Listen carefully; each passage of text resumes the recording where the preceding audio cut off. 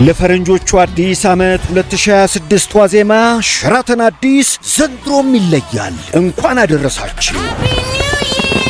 ረቡዕ ታኅሳስ 22 በልዩ ዲዛይን በተንቆጠቆጠው ልዩ መድረክ ከአሜሪካን የአር&ቢ ስልት ንጉሡ ትሬይ ሶንግስ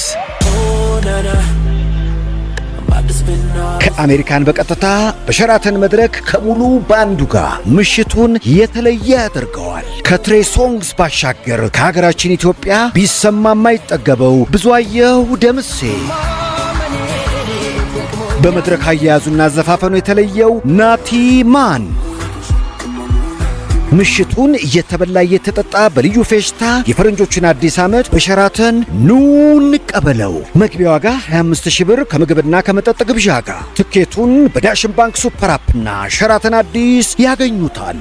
መልካም አዲስ ዓመት። ሸራተን አዲስና ዳሽን ባንክ።